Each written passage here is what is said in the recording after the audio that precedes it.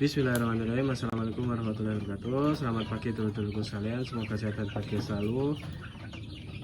Selamat puasa ya teman-teman ya. Semoga puasanya berkah. Terus semoga kita juga diberi kesempatan menyelesaikan puasa sampai Lebaran. Kalau bisa sampai tahun depan, amin.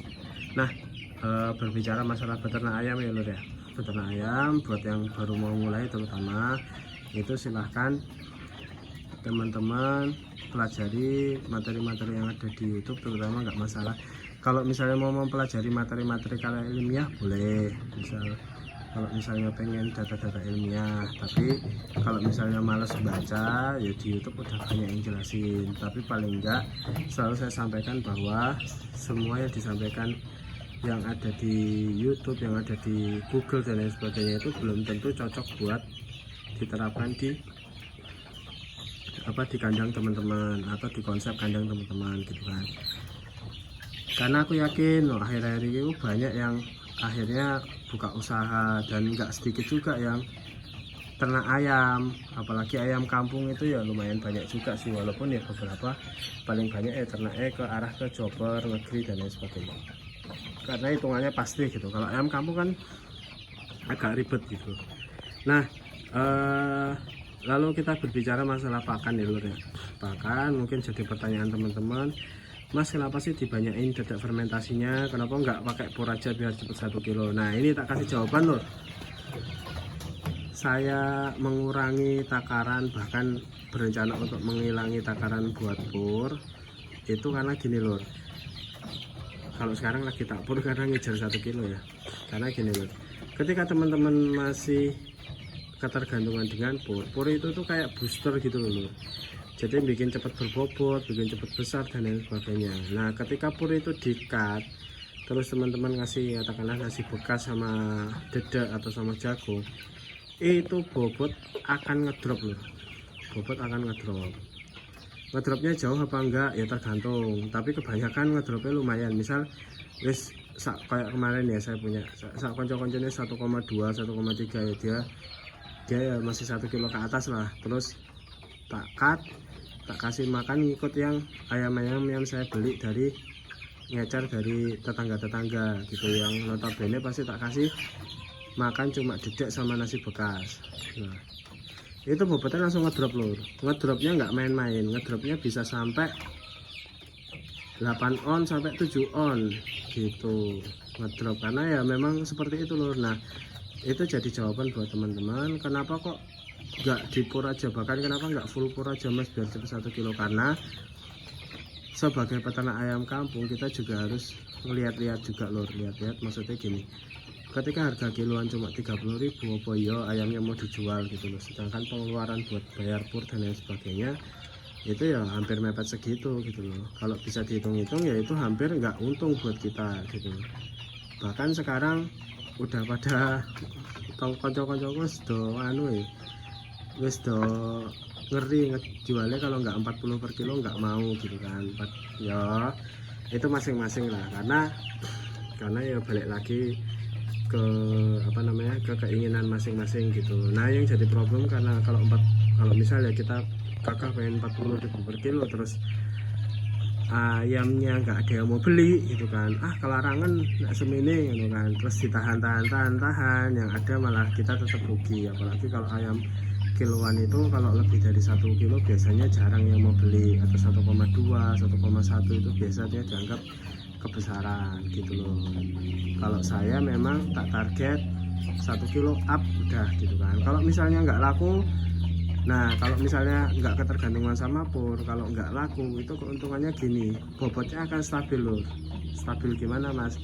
Misal karena kita nggak pakai pur, kita butuh waktu di atas 3 bulan ya, katakanlah 4 bulan gitu ya, pakai dedek dan lain sebagainya itu kan. Nah ketika 1 kilo ini harganya jelek, terus kita nggak mau jual, ya wes kita tinggal lanjutin aja gitu, lanjutin. Karena biaya pakan tanpa pur kan lumayan murah gitu loh buat ayam, maksudnya buat biaya operasional lumayan murah gitu. Jadi saya mengurangi penggunaan pur itu untuk itu loh. Pegel ya terus. Nah aduh kesel loh. Nah terus apa jenenge keunggulan lainnya apa Mas? Ya wis iku tinggal kalau misalnya ayamnya mau dibablasin tambah besar teman-teman udah bisa jual di bakul keranjangan. Kalau misalnya dapatnya jantan gitu kan, linciran, kalau lincir kalau di sini namanya gitu kan, itu kan harganya bisa ngebut lor. Nah kalau yang betina ini yang agak repot, betina ini sak gede-gedenya betina ya regane paling swidak gitu kan. Kalau misalnya baru umur 4 bulan 5 bulan ya paling cuma 40 45 gitu loh ya, masing-masing lah. Jadi yang mau beternak ya riset masalah pakan juga ya kira-kira dulu, karena saya mikirnya gini loh, kalau misalnya nggak sekilo, katakanlah gini, misal sekilo terus bobot sekilo nggak payu, mau tak besarin jadi ayam besar gitu loh. Nah kendalanya ternyata pas di switch, jadi dari awal wis tak lakukan sih di switch pakai pakan cuma dedek tok gitu, dedek sama nasi bekas, itu dia nggak bisa ngejar bobot, intinya gitulah. Ya sebenarnya bisa diakali pakai tepung ikan dan lain sebagainya, itu juga bisa coba teman-teman lakukan gitu. Cuma kan ya balik lagi karena saya ya akeh sing ngapusi ngedol tepung ikan lur. Ngomongnya protein 48% pas dicampur ya tetap PTE tetap kurus-kurus gitu loh, enggak jo. Logikanya kan kalau proteinnya sampai ngomong di atas 40% kan itunya di 1:1 wis kayak pur biasa gitu loh, ternyata ya enggak. Dan juga teman-teman juga hati-hati menggunakan pakan yang protein tinggi ya lur ya. Maksudnya gini, kalau misalnya protein tinggi harus diimbangi sama energi metabolisme yang tinggi juga. Energi metabolisme tinggi itu ada di mana? Di jagung, di nasi gitu, nasi bekas itu harus diimbangi lur. Karena apa? Karena ketika proteinnya terlalu tinggi terus teman-teman cuma nyampurnya pakai dedak gitu kan, kalau dicampur sama dedak kan proteinnya jadi turun ya aman lah. Maksudnya pakai katakanlah pakai sentrat atau pakai tepung ikan biasanya yang besar sampai 40% lebih, terus dicampurnya cuma dicampur dedak, ya mungkin ada yang berhasil tapi kemungkinan untuk mencretnya tinggi loh. Ya sama, semua makhluk hidup sama. Misal jenengan minum bir brand 2 botol tapi nggak makan seharian, pasti mencret karena energi metabolismenya nggak dapat. Proteinnya dapat tapi energi metabolismenya nggak dapat. Laktosa ya namanya, laktosa fruktosa itu butuh yang namanya karbohidrat. Jadi ya kalau nggak salah loh ya, aku udah brustok tapi ya jadinya mencret gitu loh, jadinya mencret karena mereka butuh namanya ya itu energi metabolisme buat menjaga agar ayamnya nggak mencret. Energi metabolisme itu buat apa sih Mas? Buat energi sehari-harinya ayam gitu loh. Ayam makan protein tak ya nggak ngangkat kalau energi metabolismenya nggak pas, ini gitu kan. Makanya ada pakan starter, ada pakan finisher apa sih jenengnya. Nah, pakan starter biasanya dibesarin protein, energi metabolismenya ya cukup aja buat ayam-ayam kecil. Nah ayam-ayam yang pembesaran gini sebenarnya kalau mau dikasih starter juga boleh, asal energi metabolisme juga cukup buat ayamnya.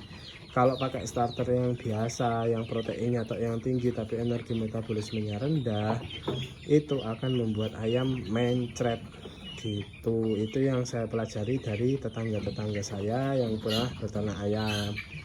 Gitu ya lur ya, informasi dari saya. Ngapunten bila banyak yang nggak jelas, iki materi ini arahnya nanti ora jelas kan. Yang penting aku berusaha untuk sharing ke teman-teman, semoga bermanfaat. Wabillahi taufiq wal hidayah. Assalamualaikum warahmatullahi wabarakatuh.